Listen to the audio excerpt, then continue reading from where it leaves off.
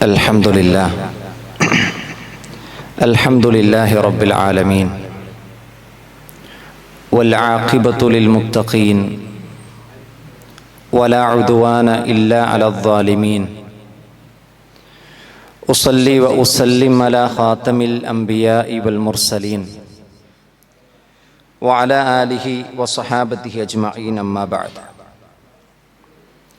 റബ്ബി ഇശ്റഹ് ലി സദ്രി വയസ്സിർ ലി അംരി വഹ്ലുൽ ഉഖ്ദതം മിൻ ലിസാനി യഫ്ഖഹു ഖൗലി. ഏറെ സ്നേഹം നിറഞ്ഞ വിശ്വാസിനികളായ സഹോദരി സഹോദരന്മാരെ, സുഹൃത്തുക്കളെ, തിരുവനന്തപുരം ദാറുൽ അർക്കം എന്ന വലിയ ഒരു സ്ഥാപനത്തിൻ്റെ UAE വിങ് എല്ലാ വർഷവും നടത്തുന്ന ഒരു ഇഫ്താർ മീറ്റിലാണ് നാം ഓരോരുത്തരുമുള്ളത്. കഴിഞ്ഞ 3 വർഷമായി ഈ ഉള്ളവൻ തന്നെ നിങ്ങളുടെ മുന്നിൽ ഇതുപോലെ വന്ന് നിന്നിട്ടുണ്ട്. ഇപ്രാവശ്യം വിളിച്ചപ്പോൾ ഞാൻ ചോദിച്ചു, ഒരു മാറ്റം വേണ്ടേ, വേറൊരാളെ നിങ്ങൾ വെച്ചുകൂടെ എന്ന് ചോദിച്ചിരുന്നു. അപ്പോഴും എന്നെ തന്നെ വേണമെന്ന് നിർബന്ധം പിടിച്ചതുകൊണ്ടാണ്. കാരണം എല്ലാ വർഷവും നിങ്ങൾ എന്നെ കാണുമ്പോൾ, എന്നെ കേൾക്കുമ്പോൾ സ്വാഭാവികമായിട്ടും ആളുകൾക്ക് തോന്നും ഒരാൾ മാറിയിട്ട് വന്നിരുന്നെങ്കിൽ. അത് സ്വാഭാവികമാണ്. ഒരേ ആളെ തന്നെ എപ്പോഴും കേൾക്കുമ്പോൾ മനുഷ്യനൊരു മടുപ്പ് തോന്നാം. ഏതായാലും ഈ ഒരു ചുരുങ്ങിയ സമയം, വളരെ ചുരുങ്ങിയ സമയത്തിനുള്ളിൽ വിലപ്പെട്ട കുറച്ച് കാര്യങ്ങൾ മാത്രം പറഞ്ഞുകൊണ്ട് ഈ ഉള്ളവൻ സംസാരം അവസാനിപ്പിക്കാം. നമുക്കറിയാം, പരിശുദ്ധമായ റമദാൻ നമുക്കൊരവസരമാണ്. ജീവിതത്തിൽ ഒരുപാട് അവസരങ്ങൾ നമുക്ക് കിട്ടും. അതിൽ ഏറ്റവും വിലപിടിപ്പുള്ള അവസരമാണ് പരിശുദ്ധമായ റമദാൻ. ഒരു റമദാൻ നമ്മുടെ ലൈഫിൽ, നമ്മുടെ ജീവിതത്തിൽ നമുക്ക് കിട്ടുക എന്നത് ഈ ദുനിയാവിൽ അള്ളാഹു തന്ന ആയുസ്സിലെ ഏറ്റവും വലിയ അനുഗ്രഹം.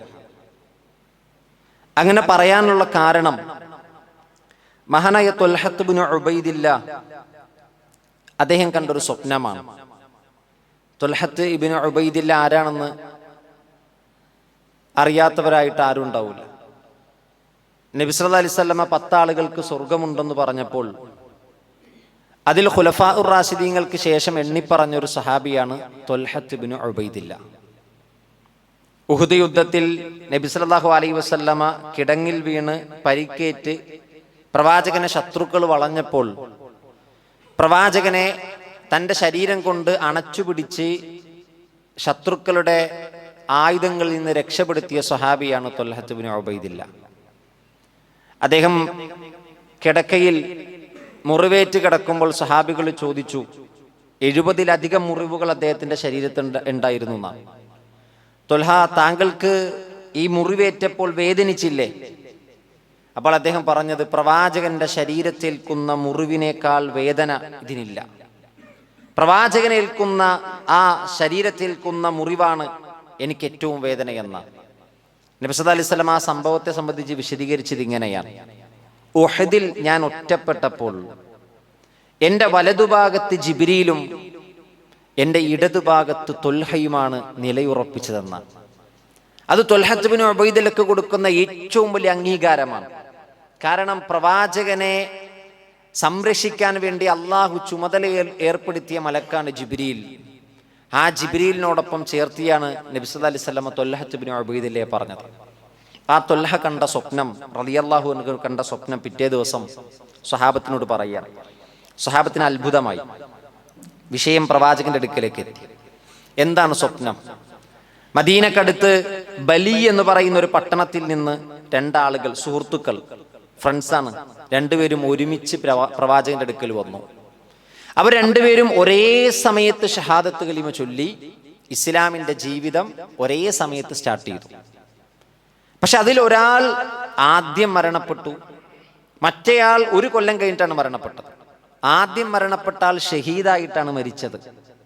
മാത്രമല്ല, സുന്നത്തായ കാര്യങ്ങളിൽ ഏറ്റവും കൂടുതൽ കഠിനാധ്വാനം നടത്തിയ വ്യക്തിയാണ് ആദ്യം മരണപ്പെട്ടത്. ഈ 2 ആളുകളും 1 വർഷത്തെ വ്യത്യാസത്തിൽ മരണപ്പെട്ടു. പരലോകത്ത് സ്വർഗത്തിന്റെ കവാടത്തിനടുത്ത് ത്വൽഹത്ത് ബിൻ ഉബൈദില്ലയും ഈ രണ്ടാളുകളും നിൽക്കുകയാണ്. ഇപ്പൊ സ്വർഗത്തിൽ നിന്ന് ഒരാൾ ഇറങ്ങി വന്നിട്ട് രണ്ടാമത് മരണപ്പെട്ട മനുഷ്യനെ, ഒരു കൊല്ലം കഴിഞ്ഞ് ഷഹീദാകാതെ സാധാരണഗതിയിൽ മരണപ്പെട്ട ആ മനുഷ്യനെ പിടിച്ച് ആദ്യം സ്വർഗത്തിൽ കയറ്റി. പിന്നെയും സ്വർഗത്തിൽ നിന്ന് ആൾ ഇറങ്ങി വന്നു, ഷഹീദായ മനുഷ്യനെ രണ്ടാമത് സ്വർഗത്തിൽ കയറ്റി. മൂന്നാമത്തത് ത്വൽഹത്ത് ബിൻ ഉബൈദില്ലയാണ്. മൂപ്പരോട് പറഞ്ഞു, താങ്കൾക്ക് സമയമായിട്ടില്ല, തിരിച്ചു വെക്കും. കാരണം മൂപ്പര് വഫാത്തായിട്ടില്ല, മറ്റേവർ രണ്ടുപേരും മരിച്ചവരാണ്. ത്വൽഹത്ത് ബിൻ ഉബൈദില്ലയോട് തിരിച്ചു പോകാൻ പറയാം. ഇതാണ് സ്വപ്നം. ഈ സ്വപ്നം നബിയോട് പറഞ്ഞപ്പോൾ നബി സല്ലല്ലാഹു അലൈഹി വസല്ലം ചോദിക്കുന്നുണ്ട്, സ്വഹാബികളെ, നിങ്ങൾക്ക് ഇതിൽ എന്താ അത്ഭുതം ഉണ്ടാക്കിയത്? നബി സല്ലല്ലാഹു അലൈഹി വസല്ലമയുടെ അടുക്കൽ ഈ വിഷയം വന്നപ്പോൾ നബി ചോദിക്കുകയാണ്, നിങ്ങൾക്ക് അത്ഭുതം ഉണ്ടാക്കിയ കാര്യം എന്താ? അപ്പൊ അവര് പറഞ്ഞു, നബിയെ, ആദ്യം മരിച്ചത് ഷഹീദാണ്. ഷഹീദിനല്ലേ ഏറ്റവും കൂടുതൽ കൂലി, ഷഹീദല്ലേ ആദ്യം സ്വർഗത്തിലെത്തേണ്ടത്.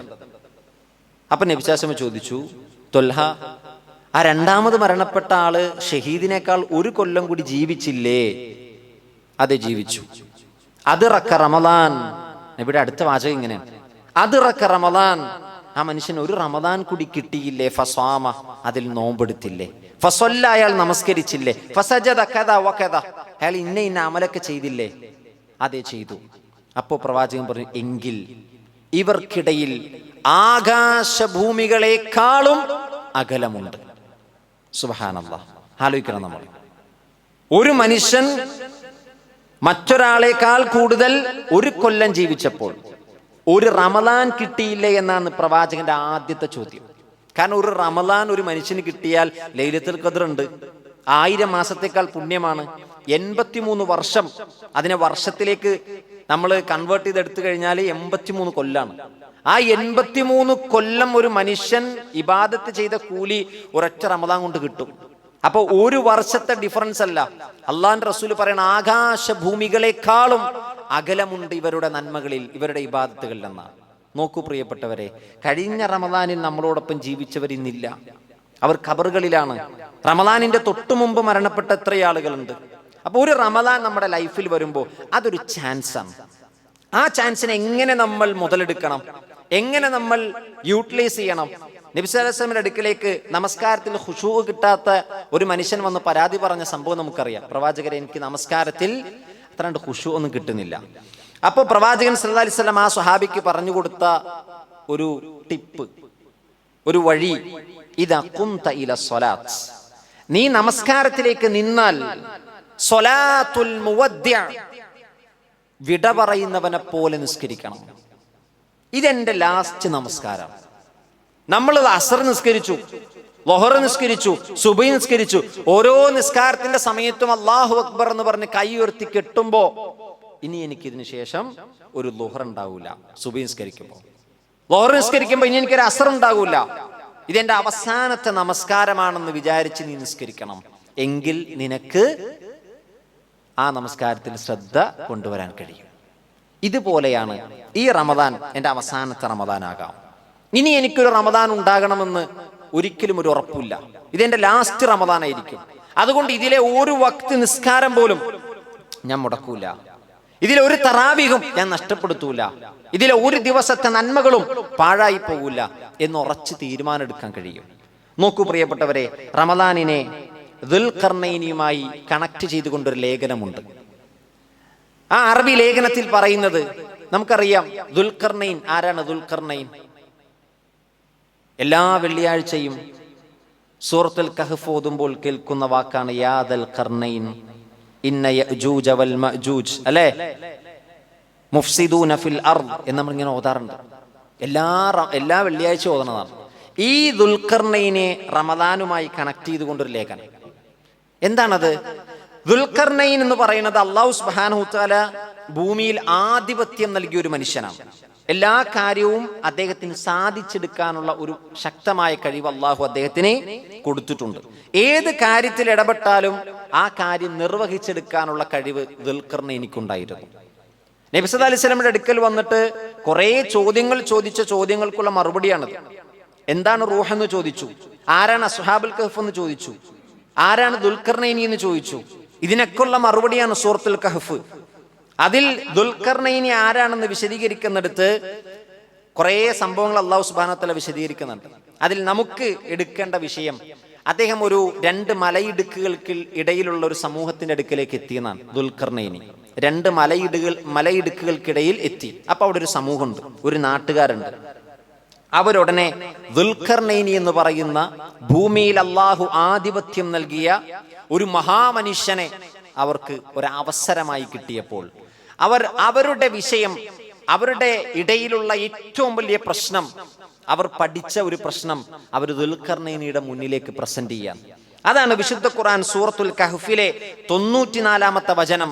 അല്ലാഹു സുബ്ഹാനഹു വ തആല പറയുന്നുണ്ട്, ഖാലൂ യാ ദുൽഖർനൈൻ ഇന്ന യഅജൂജ വമഅജൂജ മുഫ്സിദൂന ഫിൽ അർള്. വിളിക്കുകയാണ് അവർ, യാ ദുൽഖർനൈൻ, ഓ ദുൽഖർനൈൻ, ഇന്ന യഅജൂജ, തീർച്ചയായും യഅജൂജും വമഅജൂജ്, മഅജൂജും മുഫ്സിദൂന ഫിൽ അർള്, അവർ ഭൂമിയിൽ ഭയങ്കര കുഴപ്പമുണ്ടാക്കുകയാണ്. അവരെ കൊണ്ട് ഞങ്ങൾക്ക് വല്ലാത്തൊരു ഫസാദാണ്. ഇതാണ് ആ നാട്ടുകാർക്കുള്ള ഏറ്റവും വലിയ പ്രശ്നം. അപ്പൊ ആ നാട്ടുകാരെന്ത് ചെയ്തു? അവർക്ക് അനുഭവിക്കുന്ന പ്രശ്നത്തെ അവർ മനസ്സിലാക്കി. എന്നിട്ട് അത് പരിഹരിക്കാൻ പറ്റുന്ന ഒരു വ്യക്തിയെ അവർക്ക് ചാൻസായി കിട്ടിയപ്പോൾ അതവർ പ്രസന്റ് ചെയ്തു. എന്തെങ്കിലും പരിഹാരമുണ്ടോ? അവരെന്താണ് ദുൽഖർനൈനിയോട് പറഞ്ഞത്? ഫഹൽ നജഅലു ലക ഖർജൻ അലാ അൻ തജഅല ബൈനനാ വബൈനഹും സദ്ദാ. ആ യഅജൂജിനും മഅജൂജിനും ഞങ്ങൾക്കുമിടയിൽ ഒരു മതിൽ കെട്ടിത്തരണം. അവർ ഞങ്ങളെ ശല്യപ്പെടുത്താൻ പാടില്ല. ഒരു മതിൽ കെട്ടിത്തരണം. എങ്കിൽ താങ്കൾക്ക് ഞങ്ങൾ ഒരു കരം നിശ്ചയിച്ചു തരാം, ഒരു ഹർജ് നിശ്ചയിച്ചു തരാം. അതിന് പകരമായി കുറച്ച് പൈസ ഞങ്ങൾ നിശ്ചയിച്ചു തരാം. ഇതാണ് അവർ ദുൽഖർനൈനിയോട് പറഞ്ഞത്. അപ്പൊ അദ്ദേഹം തിരിച്ചു കൊടുത്ത മറുപടി, ഖാല മാ മക്കന്നി ഫീഹി റബ്ബി ഖൈർ. എന്റെ റബ്ബ് അതിനേക്കാൾ, നിങ്ങൾ തരാൻ ഉദ്ദേശിക്കുന്ന കരത്തേക്കാളും നല്ലത് എന്റെ റബ്ബ് എനിക്ക് തന്നിട്ടുണ്ട്. അപ്പൊ നിങ്ങളുടെ കരമൊന്നും എനിക്ക് വേണ്ട, നിങ്ങളുടെ ഔദാര്യമൊന്നും നിങ്ങൾ തരേണ്ടതില്ല. പിന്നെ എന്തുമാത്രം തന്നാ മതി? ഫഅഈനൂനി ബിഖുവ, നിങ്ങളുടെ ആ ആരോഗ്യം അല്ലെങ്കിൽ നിങ്ങളുടെ ശരീരത്തിന്റെ ശക്തി മാത്രം എനിക്ക് തന്നാ മതി. അത് തന്ന് നിങ്ങൾ സഹായിച്ചാൽ മതി. എങ്കിൽ അജ്അൽ ബൈനകും വബൈനഹും റദുമാ, അവർക്കും നിങ്ങൾക്കും ഇടയിൽ ഞാനൊരു വലിയ മതിൽ കെട്ടിത്തരാം, ഉണ്ടാക്കിത്തരാം. ഇതെന്താണ്? ഈ സംഭവം റമദാനും തമ്മിൽ കണക്ട് ചെയ്താൽ എന്താണ് നമുക്ക് മനസ്സിലാകുക? എന്താ നമുക്ക് മനസ്സിലാക്കാൻ പറ്റുക? റമദാൻ നമ്മുടെ ജീവിതത്തിലേക്ക് വരുമ്പോൾ റമദാൻ ഒരു അവസരമാണ്. ദുൽഖർനൈനിയെ പോലെ ഒരു അവസരമാണ്. റമദാന് മുമ്പ് വരെ നമ്മുടെ ജീവിതത്തിലെ പ്രശ്നം എന്താ? ചില തിന്മകൾ നമ്മുടെ ജീവിതത്തിൽ നിന്ന് മാറ്റാൻ കഴിയണില്ല. അഡിക്ഷൻ, ജീവിതത്തിൽ അച്ചടക്കമില്ലായ്മ, ക്ഷമയില്ലായ്മ. റമദാനിന് മുമ്പ് ദേഷ്യം പിടിച്ചവരുടെ ദേഷ്യം ഇപ്പോ അതിന് വേരിയേഷൻ ഉണ്ട്, കുറഞ്ഞിട്ടുണ്ട്. റമദാന് മുമ്പ് എന്തു പറഞ്ഞാലും ദേഷ്യം പിടിക്കുന്നവരുടെ ദേഷ്യത്തെ അവർക്ക് അടക്കി പിടിക്കാൻ പറ്റുന്നുണ്ട്. റമദാന് മുമ്പ് ചെയ്തിരുന്ന തിന്മകൾക്ക് ലോക്ക് വീണു. റമദാനിന് മുമ്പുണ്ടായിരുന്ന ദേഹേച്ഛകൾ അച്ചടക്കത്തോടെ നിൽക്കുകയാണ്. മനസ്സിലായോ? അപ്പൊ റമദാൻ എത്തിയപ്പോഴേക്കും ആ റമദാനിൽ നമ്മുടെ പ്രശ്നം എന്തായിരുന്നു എന്ന് 11 മാസം കൊണ്ട് നമുക്ക് അറിയാമെങ്കിൽ യഅജൂജ് മഅജൂജ് എന്ന് പറയുന്ന ഒരു പ്രശ്നത്തെ ആ നാട്ടുകാരെങ്ങനെയാണോ അഭിമുഖീകരിച്ചത്, ഇതുപോലെയാകണം നമ്മുടെ ജീവിതത്തിലെ ഇബ്ലീസ് നമ്മുടെ ജീവിതത്തിൽ കൊണ്ടുവന്ന പ്രശ്നങ്ങൾ, ദേഹേച്ഛ ജീവിതത്തിൽ കൊണ്ടുവന്ന പ്രശ്നങ്ങൾ, നമ്മുടെ പേഴ്സണാലിറ്റിയിലുള്ള പ്രശ്നങ്ങൾ, ഇതെല്ലാം നമ്മൾ കളക്ട് ചെയ്ത് നമ്മൾ ശേഖരിച്ചു വെച്ചിട്ട് എൻ്റെ ഈ പ്രശ്നം എങ്ങനെ പരിഹരിക്കാൻ കഴിയും, ഈ റമദാനെ എനിക്ക് എങ്ങനെ ഉപയോഗപ്പെടുത്താൻ പറ്റും? ഇതാണ് ആ നാട്ടുകാര് ദുൽഖർനൈനിയെ കൊണ്ട് അവരുടെ സമൂഹത്തിന്റെ പ്രശ്നം പരിഹരിക്കാൻ ഒരു ചാൻസ് കിട്ടിയപ്പോൾ ആ ചാൻസിനെ അവർ ഉപയോഗപ്പെടുത്തി. അവർ കൊടുത്ത, അതിനുവേണ്ടി ദുൽഖർനൈനിക്ക് കൊടുത്ത സഹായം എന്താ? ശാരീരികമായ അധ്വാനമാണ്. ഈ റമദാനിൽ നമ്മൾ ഏറ്റവും കൂടുതൽ കൊടുക്കേണ്ട അധ്വാനം ശാരീരികമായ അധ്വാനമാണ്. നോമ്പ്, അതേപോലെ തന്നെ രാത്രി നിന്ന് നമസ്കാരം, നമ്മുടെ ശരീരം കൊണ്ടുള്ള അധ്വാനമാണ് ഈ നോമ്പ്, ഈ റമദാൻ മാസത്തിലുള്ളത്. അതുകൊണ്ട് തന്നെ ഈ റമദാൻ നമ്മുടെ ജീവിതത്തിലെ 11 മാസം നമ്മൾ അഭിമുഖീകരിച്ച പ്രശ്നങ്ങൾക്ക് പരിഹാരം ഉണ്ടാക്കണം. നോമ്പിനൊരു പ്രത്യേകത ഉണ്ട്. അസ്വിയാമു ജുന്നത്തുൻ മിനന്നാർ, നരകത്തിൽ നിന്നുള്ള പരിചയമാണ്. മറ്റൊരിടത്ത് പ്രവാചകൻ സ്വല്ലല്ലാഹു അലൈഹി വസല്ലം പറഞ്ഞത് അതൊരു യുദ്ധത്തിലെ പരിച പോലെയാണെന്നാണ്. യുദ്ധത്തിൽ ശത്രുവിൽ നിന്ന് നേരിടുന്ന പരിചകളെ, അപകടങ്ങളെ, ആക്രമണങ്ങളെ ഈ പരിച കൊണ്ട് നേരിടാൻ കഴിയണം. റമദാനും നോമ്പും നമ്മളെ അച്ചടക്കം പഠിപ്പിക്കുന്നുണ്ട്. കഴിഞ്ഞ 11 മാസത്തെ ലൈഫല്ല എന്റെയും നിങ്ങളുടെയും ഈ റമദാനിലെ ലൈഫ്. റമദാനിൽ സുബ്ഹിന്റെ 1-ാമത്തെ സൊഫിലെത്താൻ കഴിയാത്തവർ 1-ാമത്തെ സൊഫ് നടക്കും റമദാനാവുമ്പോൾ. പിന്നെ എല്ലാ ദിവസവും റമദാന്റെ 1-ാമത്തെ സൊഫ് കിട്ടുന്നവർക്ക് ആ റമദാനിൽ കിട്ടാൻ ഭയങ്കര പാടാണ്, അല്ലേ? എന്താ, എല്ലാവരുടെയും ജീവിത ചിന്തകൾ മാറി, അവരുടെ ശൈലി മാത്രമല്ല ചിന്തകൾ മാറി, തോട്ട്സ് തന്നെ മാറി. ഇക്കാമത്ത് കൊടുത്തു കഴിയുമ്പോൾ ആദ്യത്തെ സൊഫിലേക്ക് മത്സരിക്കുന്ന ഒരു മത്സരമുണ്ട്. നമ്മളൊന്ന് ആലോചിച്ച് നോക്ക്, ആദ്യത്തെ സൊഫ് കിട്ടാൻ വേണ്ടി. പക്ഷെ ഇത് കഴിഞ്ഞ 11 മാസം ഇല്ല. കഴിഞ്ഞ 11 മാസവും ആദ്യത്തെ സൊഫ അതാരെങ്കിലൊക്കെ കയറി നിന്ന് കഴിഞ്ഞാൽ 2-ാമത്തെ സൊഫ് ഉണ്ടല്ലോ, ഇങ്ങനെയാണ്. ഇപ്പൊ അങ്ങനെയല്ല, എവിടെയെങ്കിലും ഒരു ഇടം നോക്കുകയാണ്. ഇപ്പൊ ഞാനൊക്കെ നിൽക്കുന്ന പള്ളിയിൽ സൊഫിന്റെ നീളം, നമ്മുടെ താമസിക്കുന്നതിന്റെ തൊട്ടുമുമ്പ് ഒരു പള്ളിയുണ്ട്, അവിടെ ഒരു 3 പള്ളി എടുത്തു വെച്ച് അത്രയും നീളമുണ്ട് സൊഫിന്. ആ സൊഫിൽ 1-ാമത്തെ സൊഫിന് വേണ്ടി ആളുകൾ ഭയങ്കര ഇടിയാ. ഇനി 1-ാമത്തെ കിട്ടിയില്ലെങ്കിൽ 2-ാമത്തിന് ഇടിയാണ്. അപ്പൊ എന്തുകൊണ്ട്? മനുഷ്യന്റെ ചിന്തകൾ മാറി. അതാണ് റമദാനും നോമ്പും ഒരു മനുഷ്യന്റെ ചിന്തകളെ മാറ്റും, ജീവിത ശൈലി മാറ്റും, അച്ചടക്കം പഠിപ്പിക്കും. അതുകൊണ്ട് തന്നെ ഇതിനേക്കാൾ ഒരു നല്ലൊരു അവസരം നമുക്ക് വേറെയില്ല. നോക്കൂ, ഈ ഒരു സന്ദർഭത്തിൽ നിങ്ങളോട് പറയാനുള്ള ഏറ്റവും പ്രധാനപ്പെട്ട നന്മകൾ കൊയ്തെടുക്കാൻ കഴിയുന്ന, നഷ്ടം സംഭവിക്കാത്ത ഒരു ബിസിനസിനെ പറ്റി ഖുർആൻ പറയുന്നുണ്ട്. ആ ആയത്താണ് ഇന്ന് എനിക്ക് ഏറ്റവും കൂടുതൽ നിങ്ങളുടെ മുന്നിൽ വെക്കാനുള്ളത്. വിശുദ്ധ ഖുർആൻ സൂറത്തുൽ ഫാത്തിറിലെ 39-ാമത്തെ ആയത്തിൽ അല്ലാഹു സുബ്ഹാനഹു വ തആല പറയുന്നുണ്ട്, ഇന്നല്ലദീന യത്ലൂന കിതാബല്ലാഹ്, അല്ലാഹുവിന്റെ വേദഗ്രന്ഥം പാരായണം ചെയ്യുന്നവർ, വഅഖാമുസ്സലാ, നമസ്കാരം നിലനിർത്തുന്നവർ, വഅൻഫഖൂ മിമ്മാ റസഖ്നാഹും സിർറൻ വഅലാനിയ, നാം നൽകിയതിൽ നിന്ന് ചെലവഴിക്കുന്നവർ, സിർറൻ വഅലാനിയ, രഹസ്യവും പരസ്യവുമായി. അവരെപ്പറ്റി ഈ 3 നന്മകളെ കോർത്തിണക്കി അവരെപ്പറ്റി വിശുദ്ധ ഖുർആൻ ആ ആയത്ത് അവസാനിപ്പിക്കുമ്പോൾ അല്ലാഹു സുബ്ഹാനഹു വ തആല പറയുന്നത്, യർജൂന തിജാറതൻ ലൻ തബൂർ, നഷ്ടം സംഭവിക്കാത്തൊരു കച്ചവടമാണ് അവർ ചെയ്തുകൊണ്ടിരിക്കുന്നത്. അവരങ്ങനെ ഒരു ബിസിനസ് ചെയ്യുന്നത് എന്തിനു വേണ്ടിയാണ്? ലിയുവഫിയഹും ഉജൂറഹും വയസീദഹും മിൻ ഫദ്ലിഹി, അവർക്ക് അല്ലാഹുവിന്റെ അടുക്കൽ നിന്നുള്ള പ്രതിഫലം അവർക്ക് പൂർത്തീകരിച്ച് കിട്ടുന്നതിനും, വയസീദഹും മിൻ ഫദ്ലിഹി, അല്ലാഹുവിന്റെ അടുക്കൽ നിന്ന് ഇനിയും ഫദ്ലുകൾ വർദ്ധിക്കാൻ, കിട്ടിയ അനുഗ്രഹങ്ങൾ കൂടുതൽ കിട്ടാനും അള്ളാന്റെ പ്രതിഫലം നേടിയെടുക്കാനും വേണ്ടിയാണ് അവർ അള്ളാന്റെ കിതാബ് പാരായണം ചെയ്യുന്നത്, അള്ളാന്റെ മാർഗത്തെ രഹസ്യവും പരസ്യവുമായി ദാനം ചെയ്യുന്നത്, 5 നേരം നിസ്കരിക്കുന്നത്. അതിൽ ആദ്യം പറഞ്ഞത് ഇന്നല്ലദീന യത്ലൂന കിതാബല്ലാഹ്, അള്ളാന്റെ കിതാബ് പാരായണം ചെയ്യുന്നവർ. ഖുർആൻ ഓത്തിന്റെ ഒരു മാസമാണ് റമദാൻ. നമ്മൾ എത്ര പേജ് ഇപ്പൊ എത്തി എന്നുള്ളതൊന്ന് കൗണ്ട് ചെയ്ത് നോക്കണം. ഇന്ന് 5-ാമത്തെ നോമ്പാണ്. ഇന്ന് ഒരു 100 പേജ് തീർക്കണം. നമ്മൾ ഓതാനെടുത്ത ഖുർആനിൽ എത്ര പേജ് തീർന്നിട്ടുണ്ടാവും? ഇന്ന് കണക്ക് പ്രകാരം ഒരു 100 പേജ് തീരണം. എന്നാലും 30 ദിവസം നോമ്പ് തീരുമ്പോ 600 പേജ് തീർക്കാൻ പറ്റുള്ളൂ. ഇടക്ക് നേരത്തെ ഒന്ന് സ്പീഡിൽ ചവിട്ടി പിടിച്ചാലേ ആ 600 ചിലപ്പോ 30 നോമ്പ് കിട്ടണമെന്നില്ല. 29 നോമ്പിലായിപ്പോയാലോ പിന്നെ ഒരു 20 പേജ് ബാക്കി പിന്നെയും കിടക്കണം. അപ്പൊ ഇപ്പൊ നമ്മൾ ആലോചിക്കണം, നമ്മുടെ ഓത്ത് എവിടെ എത്തി? നമുക്ക് ഓതാൻ വേണ്ടിയുള്ള സമയം നമ്മൾ കണ്ടെത്തിയിട്ടുണ്ടോ? 5 നേരത്തെ നിസ്കാരത്തിന് ശേഷം നമ്മൾ ഓതുന്നുണ്ട്. പക്ഷെ നമുക്ക് വീട്ടിൽ വന്നിരുന്നിട്ട് ഓതാൻ ഒരു സമയം കണ്ടെത്താൻ കഴിയുന്നുണ്ടോ? നമ്മൾ ചിന്തിക്കേണ്ടതാണ്. അപ്പൊ വിശുദ്ധ ഖുർആൻ ഓതേണ്ട ഒരു മാസം. വിശുദ്ധ ഖുർആൻ ഓതുന്നവരെ പറ്റി അല്ലാഹു സുബ്ഹാനഹു വ തആല പറഞ്ഞത് അവർ നഷ്ടം സംഭവിക്കാത്തൊരു ബിസിനസ് നടത്തിക്കൊണ്ടിരിക്കുകയാണ്.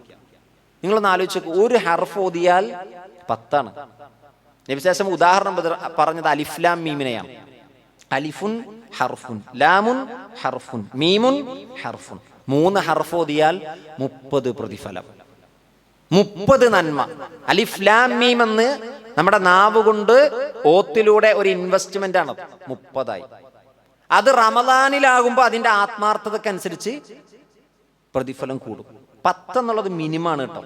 അള്ളാഹുവിന്റെ നമ്മുടെ കർമ്മത്തിന്റെ രേഖയിൽ അള്ളാഹ് രേഖപ്പെടുത്തുന്ന ആ ഒരു പ്രതിഫലത്തിന്റെ കണക്ക് മിനിമമാണ് 10, മാക്സിമം 700 ഇല്ല സിയാം, നോമ്പൊഴികെ. നോമ്പിനെ അജ്റഹും ബിഗൈരി ഹിസാബ്. കണക്ക് നോക്കാതെ പ്രതിഫലം കൊടുക്കും. അതിന് 10 100 700 ഇല്ല, അതിന് കണക്ക് നോക്കാൻ കഴിയൂല. കാരണം ക്ഷമിക്കുന്ന ആളുകൾക്ക്, വിശുദ്ധ ഖുർആൻ പറഞ്ഞില്ലേ, ക്ഷമിക്കുന്ന ആളുകൾക്ക് ഇന്നമാ യുവഫസ്വാബിറൂന അജ്റഹും ബിഗൈരി ഹിസാബ്. ക്ഷമിക്കുന്നവർക്ക് അവരുടെ പ്രതിഫലം കണക്ക് നോക്കാതെ കൊടുക്കും. അത് 700 ഇരട്ടിയൊന്നുമില്ല. അപ്പൊ സിയാം, നോമ്പല്ലാത്ത എല്ലാ നന്മകൾക്കും 10 മുതൽ 700 വരെ പോകുന്നതാണ്.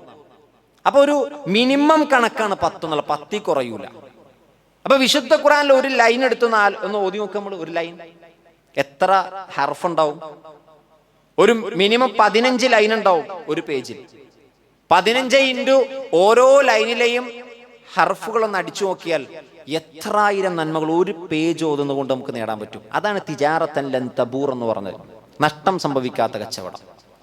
അപ്പൊ പ്രിയപ്പെട്ടവരെ, ഖുർആനിന്റെ ആളുകളാകാൻ കഴിയുന്ന ഏറ്റവും നല്ല മാസം ഖുർആനിന്റെ ആളുകളാകാൻ കഴിയുന്ന. നബി സല്ലല്ലാഹു അലൈഹി വസല്ലം പറഞ്ഞു, ഇന്ന ലില്ലാഹി അഹ്ലീന മിനന്നാസ്.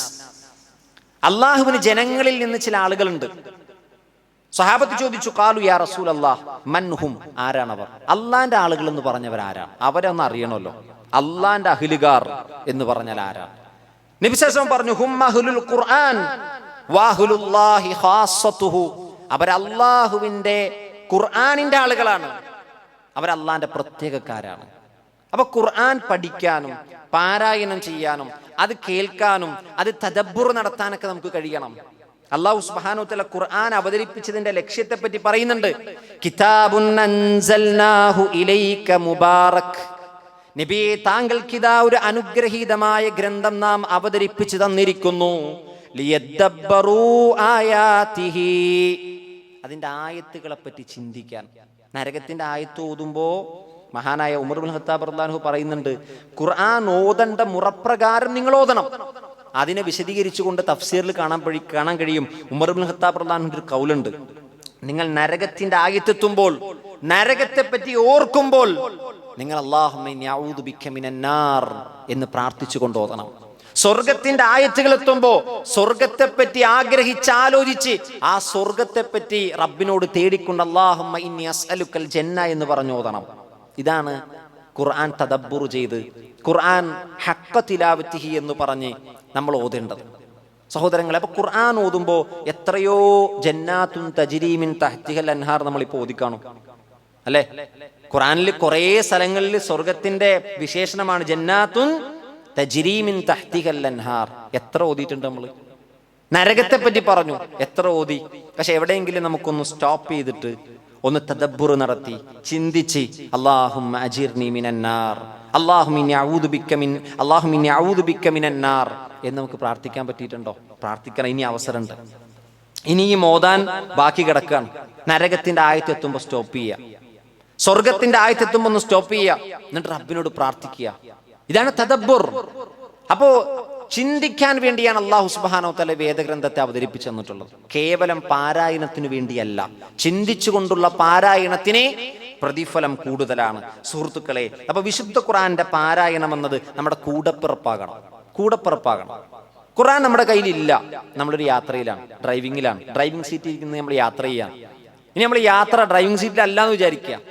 നമ്മൾ വണ്ടി ഇരിക്കുമ്പോൾ നമുക്ക് എത്ര സൂറത്ത് ഓതാം, നമ്മൾ വെറുതെ ഓതുക. കൂടെ ഒരു കൂട്ടുകാരനെ പോലെ ഖുർആനെ കൊണ്ട് നടക്കണം. നമുക്ക് ഇടക്ക് ഫാത്തിഹ ഓതിക്കൂടെ? ഖുർആനിലെ ഏറ്റവും മഹത്വമുള്ള സൂറത്തുൽ ഫാത്തിഹയാണ്. ഏറ്റവും മഹത്വമുള്ള സൂറത്ത് ആ സൂറത്തുൽ ഫാത്തിഹ നമ്മളിങ്ങനെ ഡ്രൈവിംഗിൽ ഇരിക്കുമ്പോൾ നമുക്കൊന്ന് ഓതി നോക്കൂടെ? ആരുമില്ല നമ്മുടെ കൂട്ടത്തിൽ. ഖുർആനിനെ കൂട്ടുകാരനാക്കണം. പഠിച്ച ഹിഫ്ള് നമ്മളൊന്ന് മുറാജഅ ചെയ്യണം. അപ്പൊ നമ്മുടെ യാത്രയിലെ കൂട്ടുകാരനായി ഖുർആനെ കൊണ്ടുപോകാൻ നമുക്ക് കഴിയണം. അല്ലാഹു തൗഫീഖ് നൽകുമാറാകട്ടെ.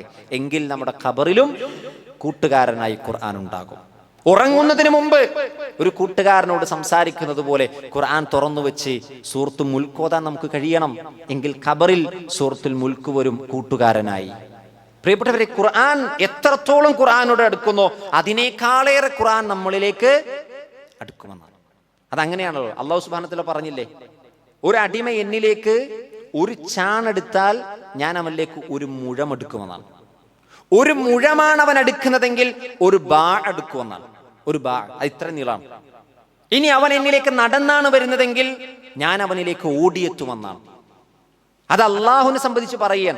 അതേപോലെ തന്നെയാണ് ഖുർആൻ. കാരണം ഖുർആൻ അള്ളാഹുവിന്റെ കലാമാണ്. അള്ളാന്റെ കലാം എന്ന് പറഞ്ഞാൽ അള്ളാന്റെ സിഫത്താണ്.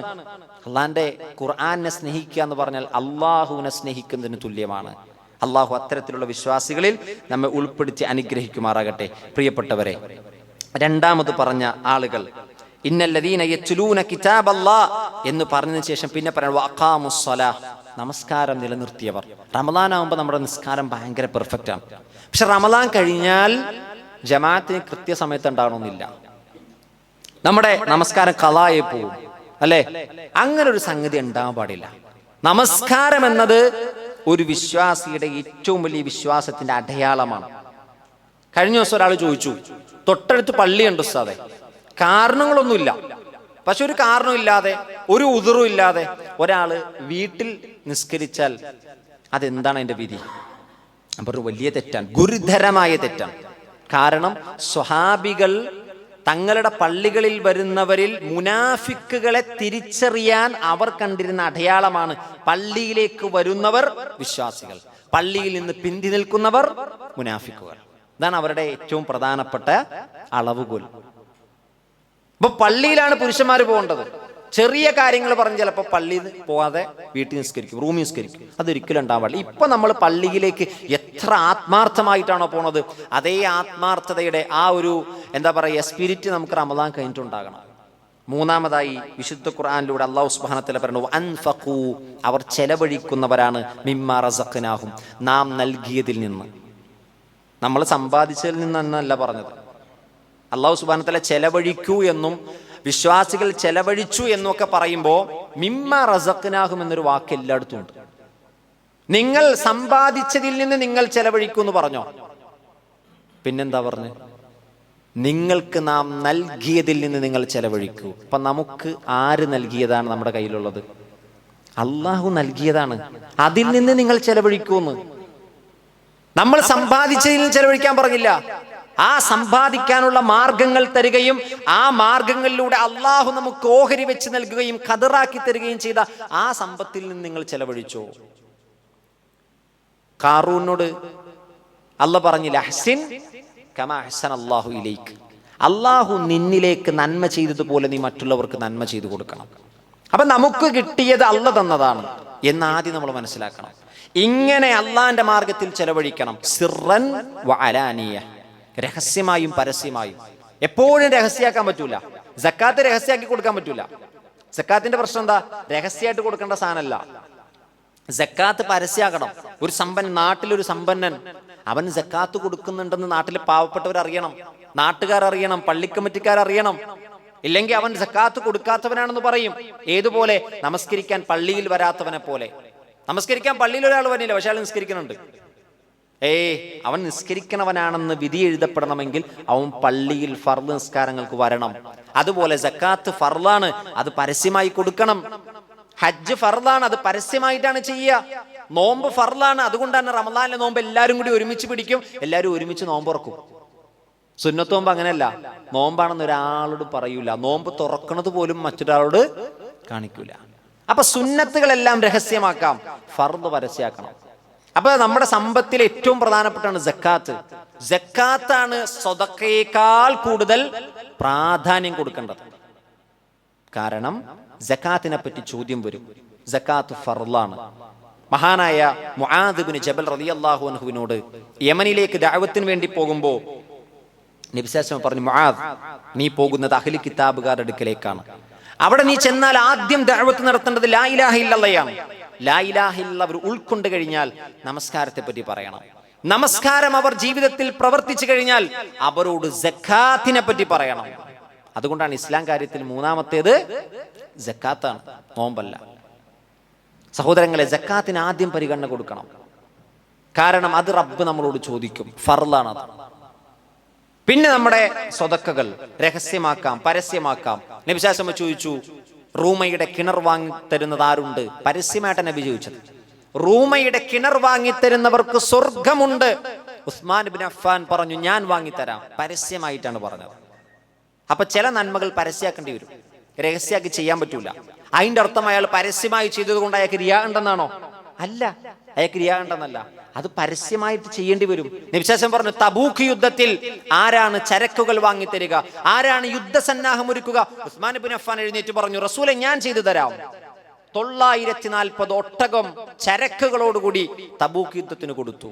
100-ലധികം കുതിരകളെ കൊടുത്തു, സ്വർണ്ണ നാണയങ്ങൾ കൊടുത്തു. ഉസ്മാൻ ഇബ്നു അഫ്ഫാൻ തന്റെ സമ്പത്ത് കൊണ്ട് സ്വർഗം വാങ്ങിയെന്നാണ്. റൂമയുടെ കിണർ കൊണ്ട് സ്വർഗം വാങ്ങിയ ഒരു മനുഷ്യനാണ്. ഒരു കിണർ, ദുനിയാവിലെ ഒരു കിണർ കൊണ്ട് ഉസ്മാൻ ഇബ്നു അഫ്ഫാൻ സ്വർഗം വാങ്ങിയെന്നാണ്. സുബ്ഹാനല്ലാഹ്, ഒന്ന് ആലോചിച്ച് നോക്ക്. ചെറിയ കാര്യമല്ല. ഒരു കിണർ കൊണ്ട് അള്ളാഹുവിന്റെ സ്വർഗം നേടിയ സ്വഹാബി ഉസ്മാൻ ഇബ്നു അഫ്ഫാൻ. ഒരു അത്ഭുതമാണ് ഉസ്മാൻ ഇബ്നു അഫ്ഫാൻ. കാരണം ബിസിനസ്സുകാരനാണ്, മദീനയിലെ ഏറ്റവും അറിയപ്പെട്ട ബിസിനസ്സുകാരൻ. മക്കയിലും മദീനയിലും ഒരുപോലെ ബിസിനസ് ഉണ്ടായിരുന്ന വ്യക്തി. അദ്ദേഹത്തിന് എല്ലാ മേഖലയിലും ഇൻവെസ്റ്റ്മെന്റ് ഉണ്ടായിരുന്നു, ഹലാലായ എല്ലാ മേഖലയിലും. ഇത്രയും ബിസിനസ്സുകൾക്കിടയിലും അള്ളാഹുവിന്റെ ഖുർആൻ പഠിക്കാൻ സമയം മാറ്റിവെച്ചു. ഇത്രയും തിരക്കുകൾക്കിടയിലും അള്ളാഹുവിന്റെ വഹിയും പ്രവാചകന്റെ ഹദീസും എഴുതാൻ സമയം മാറ്റിവെച്ചു. ഖൈറുക്കും മൻ തഅല്ലമൽ ഖുർആൻ വഅല്ലമഹു. ആരാണ് ഹദീസിന്റെ റാവി? ഉസ്മാൻ ഇബ്നു അഫ്ഫാൻ. ഖൈറുക്കും മൻ തഅല്ലമൽ ഖുർആൻ വഅല്ലമഹു. ആരാണ് ഖുർആൻ ഏറ്റവും നന്നായി പഠിക്കുകയും പഠിപ്പിക്കുകയും ചെയ്യുന്നവർ? അവരാണ് നിങ്ങളിൽ ഉത്തമരെന്ന് പറയുന്ന ഏറ്റവും പ്രശസ്തമായ ഹദീസ് ഗ്രന്ഥത്തിൽ രേഖപ്പെടുത്തപ്പെട്ടത് ഉസ്മാൻ ഇബ്നു അഫ്ഫാന്റെ പേരിലാണ്. ആലോചിച്ചു നോക്കൂ. ബിസിനസ്സുകാരെ, കച്ചവടക്കാരെ, പ്രൊഫഷണലുകളെ തിരക്കാണ്, സമയമില്ല എന്ന് പറയാൻ കഴിയില്ല ഉസ്മാൻ ഇബ്നു അഫ്ഫാൻ ഈ ഭൂമിയിൽ ജീവിച്ചിരുന്നത് കൊണ്ട്. ഉസ്മാൻ ഇബ്നു അഫ്ഫാൻ മരിക്കുമ്പോൾ അദ്ദേഹത്തിന്റെ കയ്യിൽ പ്രവാചകന്റെ കാലശേഷം കഴിഞ്ഞു അബൂബക്കർ സിദ്ദീഖ് റളിയല്ലാഹുവിന്റെ കാലഘട്ടത്തിൽ ക്രോഡീകരിച്ച ഖുർആനുണ്ട്. അത് ഉമർ ഇബ്നു ഖത്താബ് റളിയല്ലാഹുവിന്റെ കയ്യിലുണ്ടായി. പിന്നീട് ഉമർ റളിയല്ലാഹുവിന്റെ മകൾ ഹഫ്സ റളിയല്ലാഹു അൻഹ, പ്രവാചകന്റെ ഭാര്യ ഉമ്മുൽ മുഅ്മിനീൻ, അവരുടെ കയ്യിലുണ്ടായി. അതിനുശേഷം അത് കിട്ടുന്നത് ഉസ്മാൻ ഇബ്നു അഫ്ഫാന്റെ കയ്യിലാണ്. ഈ ഖുർആൻ ഓതിക്കൊണ്ടിരിക്കുമ്പോൾ, സൂറത്തു ബഖറ ഓതിക്കൊണ്ടിരിക്കുമ്പോൾ അദ്ദേഹത്തെ ശത്രുക്കൾ വളഞ്ഞു, വീട്ടിലേക്ക് തള്ളിക്കേറി ഉസ്മാൻ ഇബ്നു അഫ്ഫാനെ വെട്ടിക്കൊലപ്പെടുത്തുകയാണ്. അദ്ദേഹം ഖുർആൻ ഓതിക്കൊണ്ടിരിക്കുകയാണ്. ആ ഖുർആൻ നന്നാക്കാൻ മറ്റൊരു സഹാബിയുടെ കയ്യിൽ കിട്ടിയെന്നാണ്. അപ്പൊ നോക്കുമ്പോ ഫസയക്ഫീകഹുമുല്ലാഹ് എന്ന ആയത്തിൽ ഉസ്മാൻ ഇബ്നു അഫ്ഫാന്റെ രക്തമുണ്ടായിരുന്നു എന്നാണ്. സുബ്ഹാനല്ലാഹ്. ഖുർആൻ ഓതിക്കൊണ്ട് മരിച്ചു ഒരു ബിസിനസ്സുകാരനായ ഉസ്മാൻ ഇബ്നു അഫ്ഫാൻ. നോക്കൂ പ്രിയപ്പെട്ടവരെ, ജീവിതത്തിൽ കൂട്ടുകാരനായി ഖുർആനെ കൊണ്ടു നടന്നപ്പോൾ മരിക്കുമ്പോഴും ഖുർആനായിരുന്നു അദ്ദേഹത്തിന്റെ മുന്നിൽ. അദ്ദേഹത്തിന്റെ രക്തം ഖുർആനിന്റെ അക്ഷരങ്ങളിൽ പതിച്ചു എന്നാണ്. ആ ഫസയക്ഫീകഹുമുല്ലാഹ് എന്ന ആയത്തിന്റെ തഫ്സീറുകൾ എടുത്തു നോക്കിയാൽ കാണാൻ പറ്റും ഈ സംഭവം. നോക്കൂ പ്രിയപ്പെട്ടവരെ, പരസ്യമായും രഹസ്യമായും ദാനം ചെയ്യുന്നതിൽ ഏറ്റവും നല്ല ഉദാഹരണമാണ് ഉസ്മാൻ ഇബ്നു അഫ്ഫാൻ. അള്ളാന്റെ മാർഗത്തിൽ ഖുർആൻ ഏറ്റവും നന്നായി പഠിക്കുകയും പഠിപ്പിക്കുകയും അത് ലോകത്തിന്റെ വിവിധ ദിക്കുകളിൽ എത്തിച്ചു കൊടുക്കുകയും ചെയ്ത ഉസ്മാൻ ഇബ്നു അഫ്ഫാനാണ്.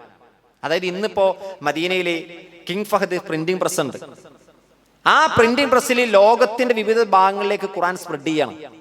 എന്നാൽ ഉസ്മാൻ ഇബ്നു അഫ്ഫാൻ റളിയല്ലാഹു അൻഹു ആണ് ഇതിന് തുടക്കം കുറിച്ചത്. വ്യത്യസ്ത കോപ്പികളാക്കി ആദ്യത്തെ പ്രിന്റിംഗ് സംവിധാനം കൊണ്ടുവരുന്നത് ഉസ്മാൻ ഇബ്നു അഫ്ഫാന്റെ കാലഘട്ടത്തിലാണ്. അത് കൈപ്പടയിലാണ് എഴുതണത്, പ്രിന്റ് ചെയ്യണത്. മെഷീനൊന്നുമില്ല, കാർബൺ പേപ്പർ ഇല്ല, ഒന്നുമില്ല, കൈകൊണ്ട് എഴുതാണ്. എന്നിട്ട് വിവിധ രാജ്യത്തേക്ക് അതിന്റെ കോപ്പി അയച്ചു കൊടുക്കുന്നു. നോക്കൂ എത്ര കൂലിയാണ് ഉസ്മാൻ ഇബ്നു അഫ്ഫാൻ റളിയല്ലാഹു അൻഹു നേടിയെടുത്തത്. സഹോദരങ്ങളെ, അദ്ദേഹം പോയ സ്വർഗത്തിലേക്കാണ് നമ്മളും പോകാൻ ആഗ്രഹിക്കുന്നത്. അദ്ദേഹം ചെയ്ത അമലും നമ്മൾ ചെയ്ത അമലും ഒന്ന് തൂക്കി നോക്കിയാൽ എത്ര വ്യത്യാസമുണ്ടാകുമെന്ന് നമ്മൾ ആലോചിക്കണം. എന്നിട്ടും നമ്മൾ ആഗ്രഹിക്കുന്നത് ഉസ്മാനുൻ ഫിൽ ജന്ന എന്ന് റസൂലിന്റെ നാവിലൂടെ കേട്ടതാണ് സല്ലല്ലാഹു അലൈഹി വസല്ലം.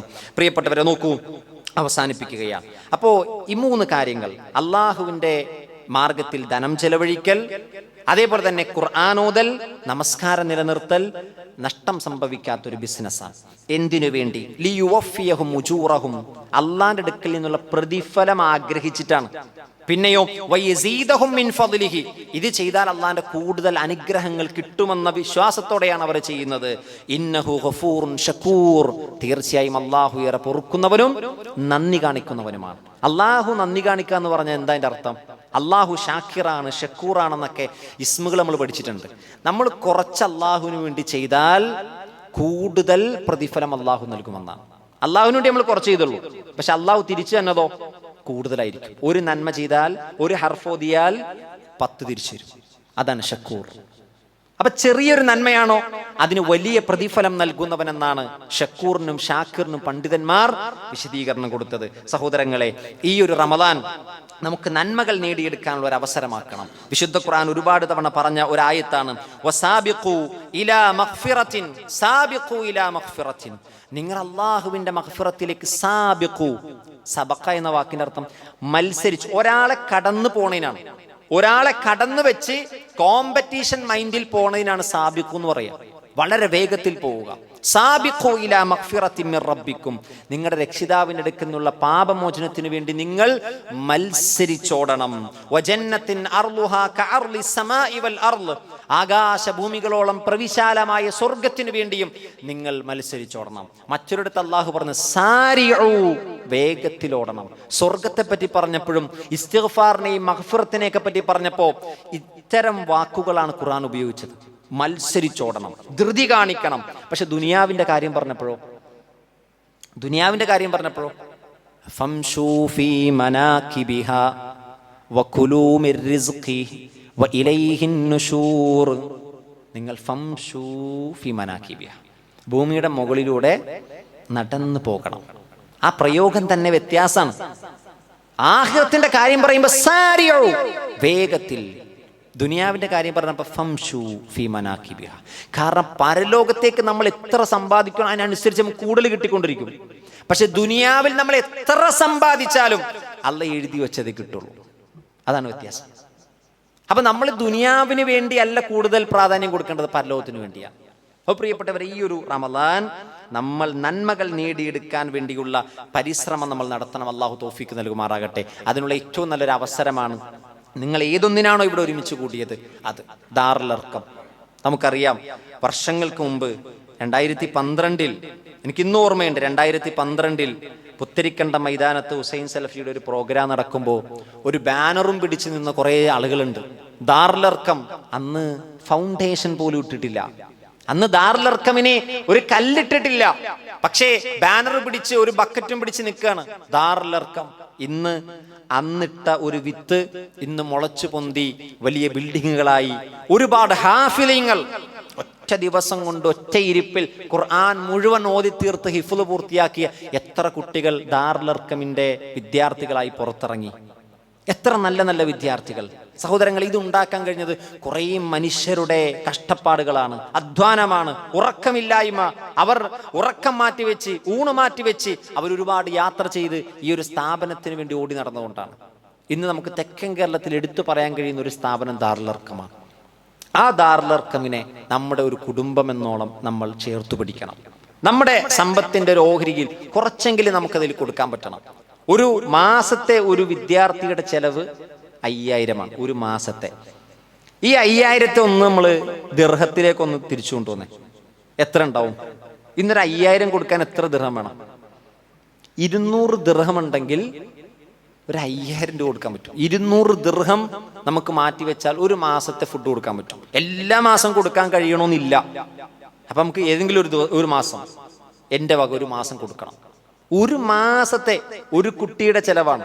ഒരു കുട്ടിയുടെ ചെലവ്. അവിടെ നോമ്പ് തുറയുണ്ട്. ഒരു ദിവസം 20,000 രൂപയാണ് എല്ലാ കുട്ടികൾക്കും കൂടി. ഒരു കുട്ടിക്ക് 100 രൂപയാണ് നോമ്പ് തുറക്കാനുള്ളത്. ഇതൊക്കെ ഒരു അവസരമാണ്. നമ്മളെ തേടി ഒരു അവസരം വരുമ്പോൾ നബി സല്ലല്ലാഹു അലൈഹി വസല്ലം പറഞ്ഞില്ല, ഒരാളെ മരിക്കുന്നതിന് മുമ്പ്, വഫാത്താണതിന് മുമ്പ് അയാളെ അല്ലാഹു ഉപയോഗിക്കുമെന്നാണ്. സഹാബികൾക്ക് മനസ്സിലായില്ല എങ്ങനെയും ഉപയോഗിക്കുക എന്നുള്ളത്. സഹാബികൾ ചോദിച്ചു, നബിയെ എങ്ങനെ ഉപയോഗപ്പെടുത്തുക? അപ്പൊ നബി സല്ലല്ലാഹു അലൈഹി വസല്ലം പറയാണ്, അയാൾ മരിക്കുന്നതിന് മുമ്പ് ഒരുപാട് നന്മകൾ ചെയ്യാനുള്ള അവസരം അല്ലാഹു സുബ്ഹാനഹു വ തആല നൽകുമെന്നാണ്. അള്ളാഹു നമുക്കും അത് പ്രദാനം ചെയ്യുമാറാകട്ടെ. മരിക്കുന്നതിന് മുമ്പ് നന്മകൾ ചെയ്യാനുള്ള അവസരങ്ങൾ നൽകുകയും ആ നന്മകൾ നിർവഹിക്കാനുള്ള തൗഫീക്കും അള്ളാഹു നമുക്ക് നൽകുമാറാകട്ടെ. സഹോദരങ്ങളെ, ഈ ദാറുൽ അർഖമിന്റെ പ്രവർത്തനങ്ങളിൽ അതിന്റെ ഏതെങ്കിലും ഒരു കാര്യത്തിൽ നമ്മൾ ഇവിടെ ഇരിക്കുന്ന എല്ലാവരും പങ്കാളികളാകണം. സാമ്പത്തികമായിട്ട് ചെയ്യാൻ കഴിയുന്നവരുണ്ടാവും, ചിലപ്പോൾ സാമ്പത്തികമായിട്ട് കഴിയാത്തവരുണ്ടാവും. അത് നബിയുടെ കാലഘട്ടത്തിൽ ഉണ്ടായിരുന്നില്ലേ സ്വല്ലല്ലാഹു അലൈഹി വസല്ലം? കാരണം അബൂ ഹുറൈറ റളിയല്ലാഹു അൻഹുവിന് സാമ്പത്തികമായിട്ട് ഒന്നും കഴിയാത്തൊരു സഹാബിയാണ് അബൂ ഹുറൈറ. അങ്ങോട്ട് കൊടുക്കാന്നല്ലാതെ ഇങ്ങോട്ടൊന്നും കിട്ടൂല അബൂ ഹുറൈറ എടുക്കുന്നത്. കാരണം അത്രയും ദരിദ്രനാണ്. ഉടുതുണി പോലും ഒരെണ്ണം പൂർത്തിയായിട്ടില്ല അദ്ദേഹത്തിന്. അദ്ദേഹം ഒരിക്കല് അബൂബക്കർ സിദ്ദീഖ് റളിയല്ലാഹു അൻഹു കണ്ടപ്പോൾ സലാം പറഞ്ഞു. ഒരു പോയി സലാം പറഞ്ഞതിനാ? അബൂബക്കർ ചിലപ്പോൾ ചോദിക്കും, അബൂ ഹുറൈറ എന്തെങ്കിലും കഴിച്ചോ? പക്ഷെ അബൂബക്കർ സിദ്ദീഖ് റളിയല്ലാഹു ചോദിക്കാൻ വിട്ടുപോയി. ഉമർ ഇബ്നുൽ ഖത്താബ് റളിയല്ലാഹു വന്നപ്പോൾ ഉമർ താനോട് ചോദിച്ചു, അസ്സലാമു അലൈക്കും. അപ്പോഴും ചോദിച്ചെന്തിനാ? ഉമർ ചിലപ്പോ എന്താ അബൂ ഹുറൈറ എന്തെങ്കിലും കഴിക്കണ്ടേ എന്ന് ചോദിക്കുന്നു. പക്ഷെ ഉമറും തിരക്കിൽ വിട്ടുപോയി. അള്ളാന്റെ റസൂൽ ചോദിച്ചു സല്ലല്ലാഹു അലൈഹി വസല്ലം. നോക്കൂ, അത്രയും ദരിദ്രനായ ഒരു അബൂ ഹുറൈറ, അദ്ദേഹം എന്താണ് ചെയ്തത്? അദ്ദേഹത്തിന്റെ 3.5 കൊല്ലം പ്രവാചകനോടൊപ്പമുള്ള ജീവിതമാണ് ആയിരക്കണക്കിന് ഹദീസുകൾ ഇന്ന് പണ്ഡിതന്മാർ മിമ്പറുകളിൽ വെച്ച് പറയണത്. എന്താ ഞാൻ 3.5 കൊല്ലം എന്ന് പറഞ്ഞത്? 3.5 കൊല്ലം എന്ന് പറയാൻ ഒരു കാരണമുണ്ട്. ഖൈബർ യുദ്ധവേളയിലാണ് അദ്ദേഹം ഇസ്ലാം സ്വീകരിക്കുന്നത്. ഖൈബർ യുദ്ധത്തിൽ അദ്ദേഹം പങ്കെടുത്തിട്ടില്ല. ഖൈബർ യുദ്ധം കഴിഞ്ഞ് വിശ്വാസികൾ തിരിച്ചെത്തുമ്പോൾ അബൂ ഹുറൈറ അങ്ങ് യമനിൽ നിന്ന് ഇസ്ലാം സ്വീകരിച്ച് തുഫൈൽ ഇബ്നു അംറിന്റെ സംഘത്തിൽ മദീനത്തെ പള്ളിയിലെത്തിയിരിക്കുകയാണ്. അത് ഹിജറ 7-ാം വർഷമാണ്. ഹിജറ 7 മുതൽ ഹിജറ 11 വരെയുള്ള കേവലം 3.5 കൊല്ലമാണ് അബൂ ഹുറൈറ റളിയല്ലാഹു അൻഹു പ്രവാചകനോടൊപ്പം ജീവിച്ചത്. പക്ഷെ അദ്ദേഹം ഇസ്ലാമിന് നൽകിയ സേവനം സാമ്പത്തികമല്ല, അദ്ദേഹത്തിന്റെ സമയമാണ്. അദ്ദേഹത്തിന്റെ സമയം. ഞാൻ അങ്ങനെ സമയം എന്ന് പറയാൻ കാരണം അദ്ദേഹത്തിന് ആരോഗ്യവുമില്ല. ചില സമയത്ത് അദ്ദേഹം പട്ടിണി കാരണം അദ്ദേഹം കുഴഞ്ഞു പള്ളിയിൽ വീഴുമായിരുന്നു എന്നാണ്. അപ്പൊ ആരോഗ്യമില്ല. അതുകൊണ്ട് പിന്നീടുള്ള യുദ്ധത്തിലൊന്നും പങ്കെടുക്കാൻ പറ്റിയിട്ടില്ല. അപ്പൊ സമയം കൊടുക്കുക. കാരണം പൈസയേക്കാൾ വലുതാണ് സമയം, നമ്മുടെ ആയുസ്. ആ സമയം ചെലവഴിക്കേണ്ടി വരും. അതിനാണ് നിങ്ങൾ ഇവിടെ വന്നിരുന്നത്.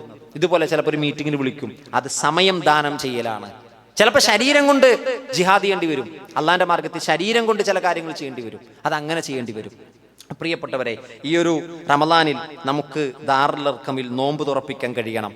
ഒരു നോമ്പ് തുറ മുഴുവനായി നോമ്പ് തുറപ്പിക്കുന്നതിന് 20,000 രൂപയാണ്. അതേപോലെ റമളാനിലെ മുഴുവൻ ചെലവും അത്താഴം ഉൾപ്പെടെയുള്ളത് 30,000-ആണ്. ഇനി സാധാരണഗതിയിൽ ഒരു കുട്ടിക്ക് ഒരു ദിവസം വരുന്നത് 165 രൂപയാണ്. ഒരു മാസം ഒരു കുട്ടിക്ക് 5,000, ഒരു വർഷം 60,000. ഏതെങ്കിലും നമുക്ക് ചെയ്യാൻ കഴിയണം. അള്ളാഹു തൗഫീക്ക് നൽകുമാറാകട്ടെ. ഈ ഒരു സംവിധാനത്തെ മുന്നോട്ട് കൊണ്ടുപോകാൻ അതിൻ്റെ പിന്നിൽ പ്രവർത്തിക്കുന്നവർക്ക് ചെറിയ ഹാർഡ് വർക്കല്ല. നമുക്കൊരു ബിൽഡിംഗ് പെട്ടെന്ന് പണിതുണ്ടാക്കാൻ പറ്റും, പക്ഷെ ആ ബിൽഡിംഗ് റൺ ചെയ്യിക്കാനാണ് ഏറ്റവും വലിയ ടാസ്ക്. പള്ളി ഉണ്ടാക്കാൻ പറ്റും, പക്ഷെ പള്ളിയുടെ ചെലവ് മെയിൻ്റെനൻസ് ചെയ്ത് കൊണ്ടുപോകാൻ വലിയ പ്രയാസമാണ്. അതിന് പൈസ എല്ലാ മാസവും കണ്ടെത്തണം. അതൊക്കെ സ്ഥാപനം കൈകാര്യം ചെയ്യുന്ന ആ ഒരു തലത്തിലേക്ക് നമ്മൾ എത്തുമ്പോഴാണ് അന്ന് ആ പുള്ളി പറഞ്ഞത് ശരിയാട്ടോ, ഇത് ചെറിയ പണിയല്ല എന്ന് നമുക്ക് മനസ്സിലാകുക.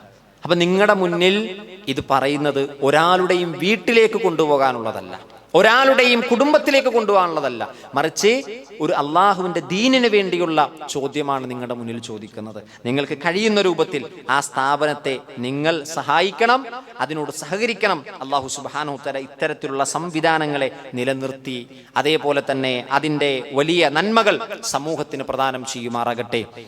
ആ സ്ഥാപനത്തിലൂടെ ഇറങ്ങുന്ന മക്കൾ അള്ളാഹുവിൻ്റെ ദീനിന് സേവനം ചെയ്യുന്ന, അള്ളാഹുവിൻ്റെ ദീനിന് വേണ്ടി സഹായം നൽകുന്ന മക്കളാക്കി അള്ളാഹു മാറ്റുമാറാകട്ടെ.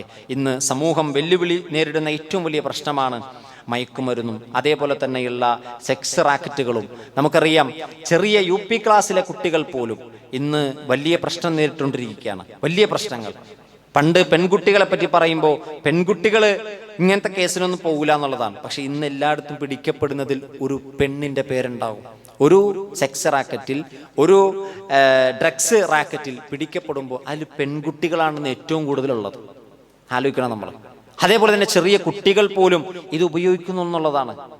അപ്പൊ ഇതിനൊക്കെതിരെ നമുക്ക് സംസാരിക്കാനും ശബ്ദിക്കാനൊക്കെ കഴിയണമെങ്കിൽ സഹോദരങ്ങളെ, ചെറിയ പണി പോരാ. നമ്മൾ ഈ ചെയ്യുന്നതൊക്കെ വളരെ തുച്ഛമാണ്.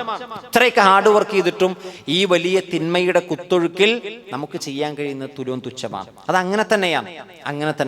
അല്ലാഹു സുബ്ഹാനഹു വ തആല പറഞ്ഞതാണ്, ബൽ അക്സറുഹും ലാ യുഅ്മിനൂൻ ബൽ അക്സറുഹും ലാ യശ്കുറൂൻ. അധികം ആളുകളും നന്ദി കാണിക്കൂല, അധികം ആളുകളും വിശ്വസിക്കൂല. അപ്പൊ അധികം എന്നത് എപ്പോഴും തിന്മയുടെ കൂടെയായിരിക്കും, ന്യൂനാന്യൂനപക്ഷമായിരിക്കും എപ്പോഴും നന്മക്ക് വേണ്ടി നിലകൊള്ളുക. അള്ളാഹു അത്തരത്തിലുള്ള ആളുകളിൽ നമ്മെ ഉൾപ്പെടുത്തുമാറാകട്ടെ. അള്ളാഹുവിന്റെ ദീനിനെ സഹായിക്കുന്ന, അള്ളാഹുവിന്റെ ദീനിന് വേണ്ടി നിലകൊള്ളുന്ന യഥാർത്ഥ വിശ്വാസികൾ അള്ളാഹു നമ്മെ ഉൾപ്പെടുത്തുമാറാകട്ടെ. ഈ ഒരു സമയം, ഈ ഒരു ഇരുത്തം, ഈ ഒരു സംസാരം മീസാനിൽ കനം തൂങ്ങുന്ന നന്മയാക്കി അള്ളാഹു മാറ്റുമാറാകട്ടെ. നമ്മുടെ എവരുടെയും കർമ്മത്തിന്റെ നന്മയുടെ രേഖയിൽ ഏടിൽ അള്ളാഹു ഇതൊരു വലിയ നന്മയായി രേഖപ്പെടുത്തുമാറാകട്ടെ.